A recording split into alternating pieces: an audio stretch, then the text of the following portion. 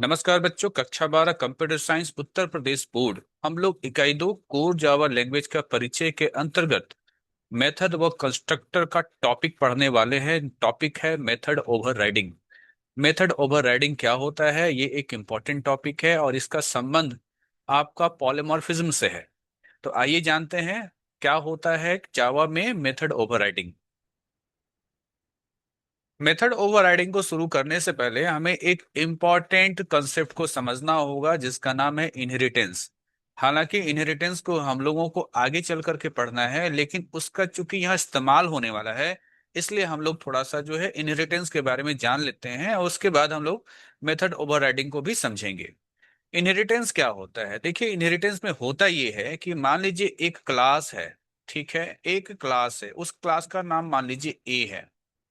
उस क्लास से अगर एक नया क्लास निकला हो, ठीक है, जैसे ए क्लास से एक बी क्लास निकला। ठीक, आप इसे ऐसे समझेंगे कि ए क्लास के अंदर कुछ वेरिएबल हैं और कुछ मेथड हैं। ठीक है, और जो बी क्लास है इसके भी अपने कुछ वेरिएबल हैं और अपने कुछ मेथड हैं। इनहेरिटेंस में क्या होता है, जब हम कहते हैं कि एक क्लास से दूसरा क्लास इनहेरिट हुआ या निकला, तो जो दूसरा क्लास है जो कि यहाँ पर बी है, उसमें क्या होगा, ए क्लास के वेरिएबल और मेथड आ जाते हैं, ऑटोमेटिकली आ जाते हैं।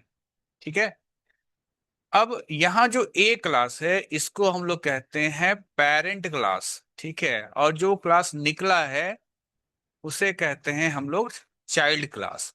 ठीक है, पेरेंट क्लास के लिए एक शब्द और होता है जिसको हम लोग कहते हैं सुपर क्लास, और चाइल्ड क्लास के लिए एक शब्द होता है जिसको हम लोग कहते हैं सब क्लास। ठीक है, तो जान लीजिए कि ये है आपका इनहेरिटेंस, जिसमें एक क्लास से कोई नया क्लास निकलता है। नया क्लास पुराने क्लास के भी प्रॉपर्टीज प्रॉपर्टीज मतलब वेरिएबल और मेथड को जो है ले लेता है।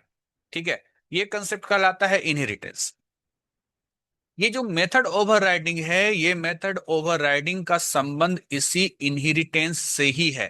ठीक है, अगर इनहेरिटेंस का रिलेशनशिप किन्हीं दो क्लास में देखने को मिलता है तभी ये मेथड ओवरराइडिंग के बारे में हम बात करेंगे या मेथड ओवरराइडिंग होगा, अन्यथा नहीं होगा।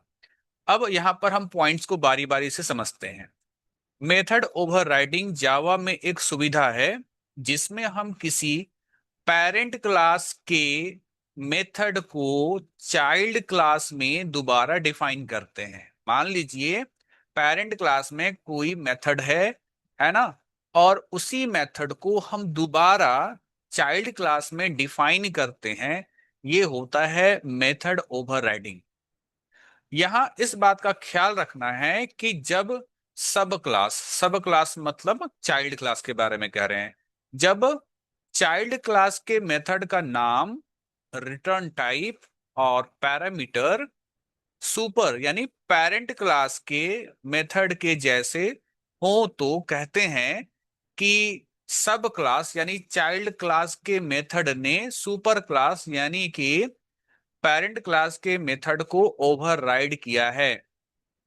ठीक है, थोड़ा कंफ्यूजन हो सकता है क्योंकि मैं चाइल्ड क्लास और सुपर क्लास दोनों वर्ड यहाँ पर कह रहा हूं। तो कहीं भी अगर सुपर कह रहा हूं उसका मतलब आपको पेरेंट समझना है, और कहीं मैं सब क्लास कह रहा हूं उसका मतलब आपको चाइल्ड समझना है।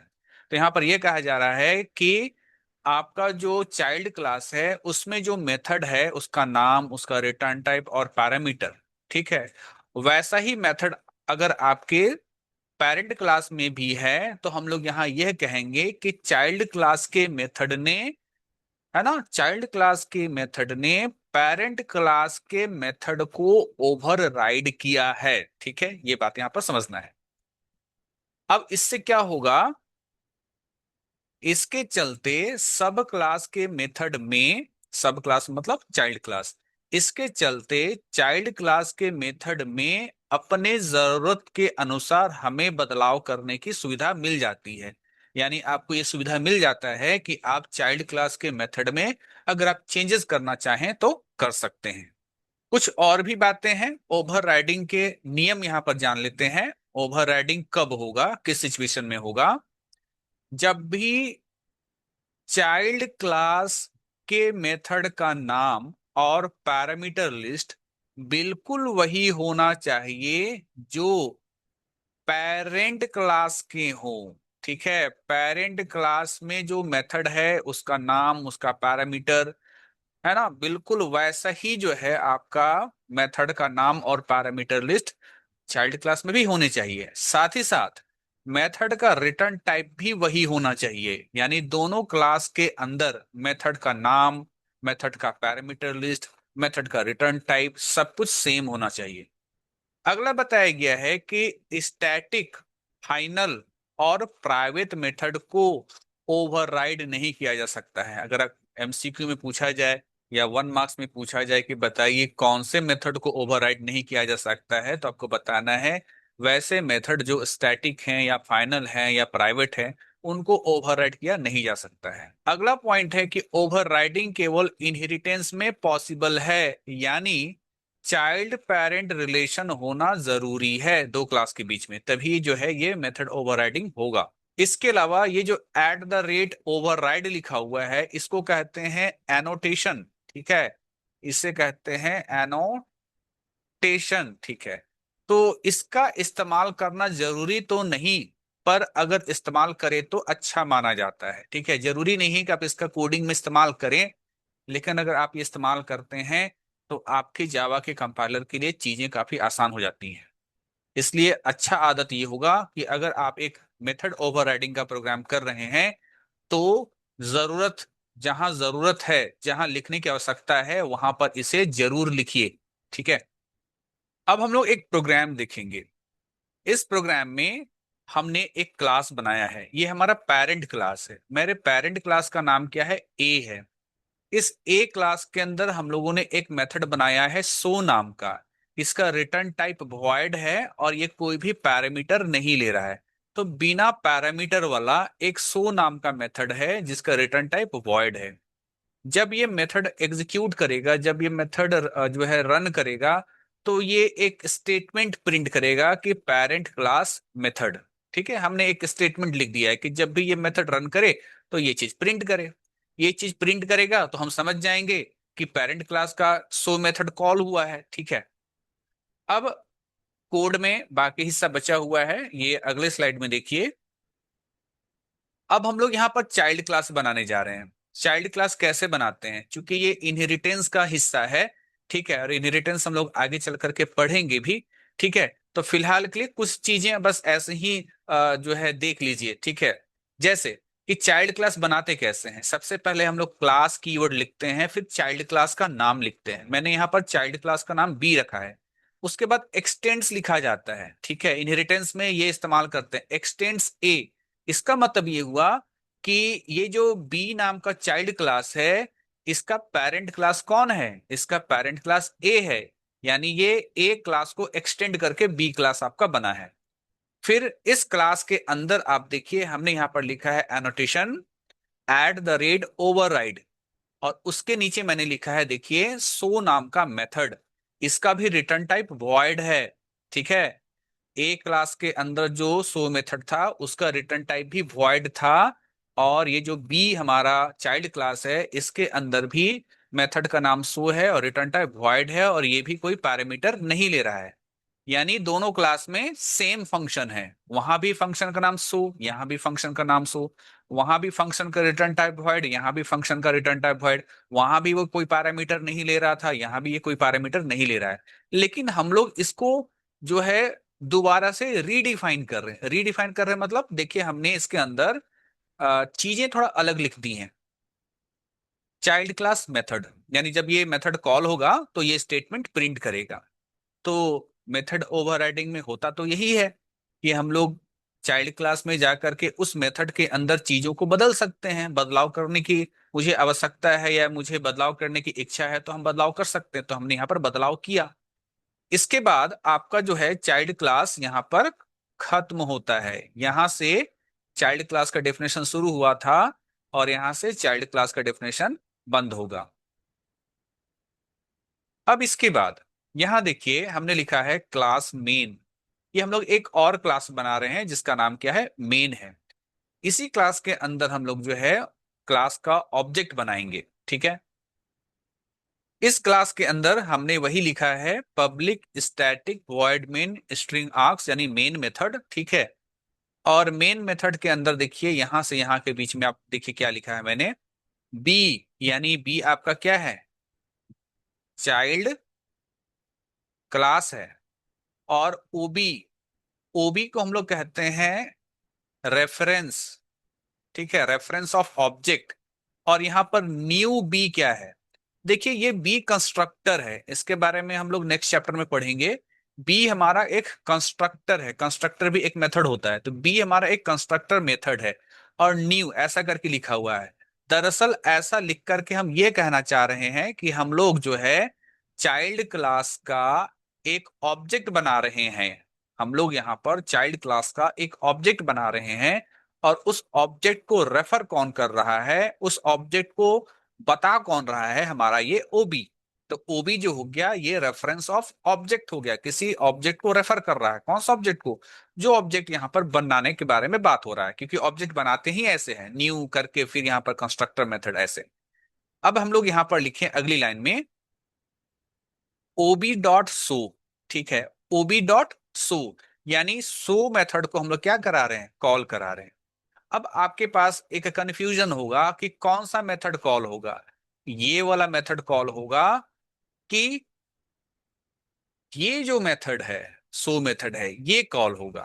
तो इसका उत्तर जान लीजिए, चूंकि यहां पर मेथड ओवरराइड हो रहा है, तो मेथड ओवरराइड होने की स्थिति में जब हम चाइल्ड क्लास का, है ना, जब हम चाइल्ड क्लास का ऑब्जेक्ट यहां पर बनाते हैं और मेथड को कॉल कराते हैं, ठीक है, ये तो ओबी रेफरेंस है, रेफरेंस के माध्यम से जब हम लोग मेथड को कॉल कराते हैं, तो जो आपका ओवर रिडेन मेथड है ना, जो मेथड ओवरराइड कर रहा है, ये मेथड ओवरराइड कर रहा है उसके ऊपर। ठीक है, जिसे लोग बोलते हैं ना कि एक लकीर के ऊपर हम एक दूसरा लकीर खींच देते हैं। ठीक है, ठीक है, एक पतला लकीर के ऊपर एक मोटा लकीर खींच देते हैं, तो जो ऊपर होता है वो चीज हमें दिखता है। अब इसको ऐसे भी समझ सकते हो कि एक दीवार है, इस दीवार में जो है व्हाइट कलर का पेंट किया हुआ है। ठीक, अब इसके ऊपर हम उसी कंपनी का एक पेंट और लगा रहे हैं, लेकिन वो पिंक कलर का है।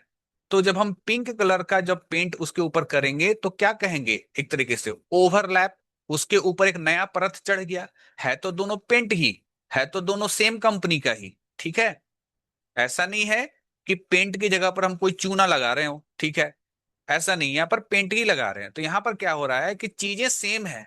ठीक है, पिछला वाला भी व्हाइट पेंट था और अगला वाला भी पेंट ही है, लेकिन वो पिंक कलर का है। तो उसी तरीके से ये जो मेरा चाइल्ड क्लास का जो मेथड है, इस मेथड ने पेरेंट क्लास के मेथड को ओवरराइड कर दिया। और ओवरराइड कर देने की वजह से जब हम यहाँ पर सो मेथड को आप यहाँ पर देख रहे हो कि कॉल किया जा रहा है सो मेथड को, तो कौन सा कॉल होगा, ये वाला कॉल होगा। ठीक है, ये वाला जो आपका ओवर रिडन मेथड है, ये कॉल होगा। चीजों को इरेज करके फिर से समझाते हैं, कौन सा कॉल होगा, ये वाला कॉल, और ये वाला कॉल होगा। तो ये जो डेफिनेशन है ये रन करेगा, और आपके प्रोग्राम का जो आउटपुट होगा वो आउटपुट होगा चाइल्ड क्लास, है ना, चाइल्ड क्लास मेथड। देखिए बात दरअसल ये है ना कि ये कंसेप्ट जो है ओवर मेथड ओवरराइडिंग का कंसेप्ट जो है वो आपके इनहेरिटेंस से है। और हम लोग चूंकि भी इनहेरिटेंस पढ़े नहीं है, इसलिए थोड़ी सी समस्या होगी, लेकिन जब हम लोग इनहेरिटेंस आगे चल करके पढ़ेंगे और दोबारा से आकर के आप जो है इस मेथड ओवरराइडिंग की चीजों को पढ़ोगे, तो आपको ये चीज 100% समझ में आ जाएगा। ठीक है, तो मेरे ख्याल से आपको मेथड ओवरराइड समझ में आ गया होगा। अब मैं यहाँ पर इस कोड को रन करके आपके सामने दिखाऊंगा, और जब मैं आपको रन करके आपको आपके सामने दिखाऊंगा तो मैं कुछ कोड में चेंजेस भी करूंगा, जिसके चलते आउटपुट में भी चेंज आएगा। ठीक है, तो चलिए हम लोग जो है प्रोग्राम को रन करके देखते हैं। सेम कोड मैंने जो है लिख करके पहले से रख दिया है, बस आप उसको जो है अपने सामने रन होता हुआ देखेंगे। तो अब आपके स्क्रीन पर वही प्रोग्राम है। लाइन नंबर देखिए, लाइन नंबर 1 में लिखा हुआ है पेरेंट पेरेंट क्लास, ये एक कमेंट है। लाइन नंबर 2 में हमने ए नाम का क्लास बनाया जो कि मेरा पेरेंट क्लास है, और लाइन नंबर 4 में देखिए यहाँ लिखा हुआ है वॉइड सो, यानी सो नाम का हमारा एक मेथड है। इस मेथड के जरिए आप क्या प्रिंट करवा रहे हो, आप लिख रहे हो system dot out println parent class method, तो ये प्रिंट करेगा, ठीक है। उसके बाद जो है लाइन नंबर 8 में अगर आप देखें तो यहाँ पर जो है आपका पेरेंट क्लास का डेफिनेशन बंद हुआ। लाइन नंबर 9 जो है यहाँ लिखा हुआ है चाइल्ड क्लास, यानी हम लोगों ने यहाँ पर एक कमेंट लिखा है कि हम लोग चाइल्ड क्लास बनाने जा रहे हैं। लाइन नंबर 10 में हम लोग यहाँ पर एक चाइल्ड क्लास बना भी रहे हैं बी नाम का, मैंने लिखा है क्लास बी एक्सटेंड्स ए, यानी ए क्लास को एक्सटेंड करके बी क्लास आपका बना है, यानी बी क्लास इनहेरिट हुआ है, ठीक है। बी ने ए की प्रॉपर्टी को लिया है। अब यहां पर एक चीज और बता दूं, इनहेरिटेंस में होता क्या है ना कि पेरेंट क्लास के मेथड भी जो होते हैं वो चाइल्ड क्लास में आ जाते हैं। तो आप यहाँ गौर करेंगे कि जो हमारा चाइल्ड क्लास बी है उसके अंदर भी जो है सो नाम का मेथड है, और आपका जो पेरेंट क्लास ए है उसके अंदर भी वॉइड सो नाम का मेथड है। तो इसका मतलब ये हो गया कि वो जो मेथड है सो नाम का, वो मेथड भी आपके बी क्लास के अंदर आ जाएगा, ठीक है, आ जाएगा। यानी सेम नाम के क्या हो जाएंगे, सेम नाम के दो फंक्शन हो जाएंगे। एक ए क्लास वाला जो मेथड सो है वो आपके बी क्लास में आ जाएगा, ये इनहेरिटेंस के चलते होता है।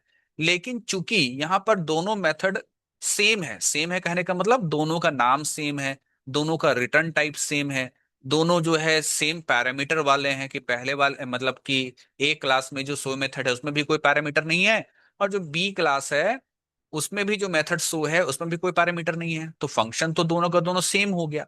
तो यहां जब ये स्थिति होती है ना, तो क्या होता है हमारा जो चाइल्ड क्लास का जो मेथड है वो पेरेंट क्लास के मेथड को ओवरराइड कर देता है, यानी ए क्लास का मेथड अब यहां पर नहीं आएगा, या कह सकते हैं अगर आया भी है तो उसको बी क्लास का जो मेथड है उसको ओवरराइड कर देगा, ठीक है।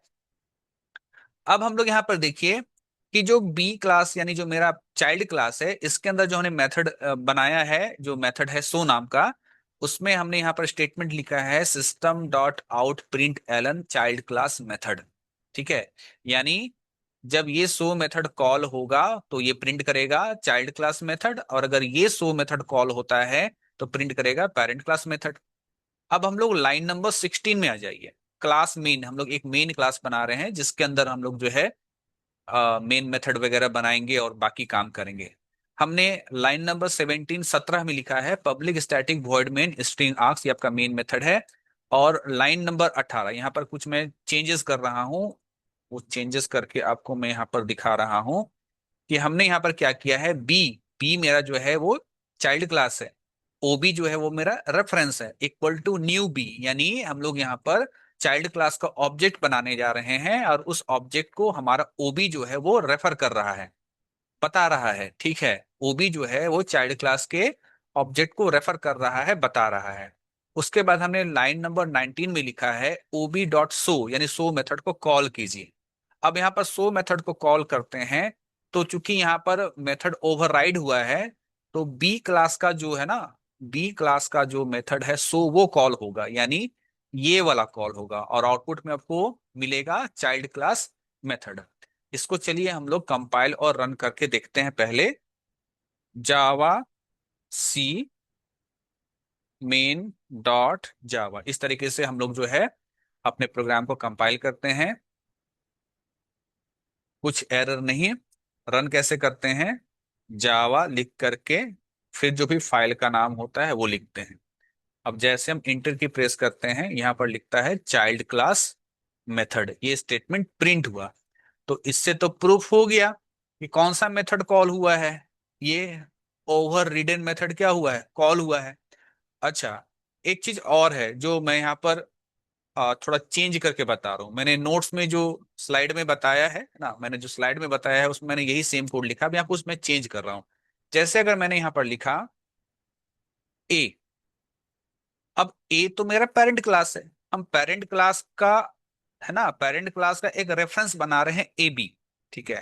पेरेंट क्लास का हम लोग लाइन नंबर 18 पे ध्यान देंगे कि पेरेंट क्लास ए का हम लोग एक रेफरेंस बना रहे हैं ओबी, और ये ओबी किसको रेफर कर रहा है, न्यू बी, यानी चाइल्ड क्लास का जो है ना, चाइल्ड क्लास का हम लोग यहाँ पर ऑब्जेक्ट बना रहे हैं, उस ऑब्जेक्ट को रेफर करेगा कौन, ओबी।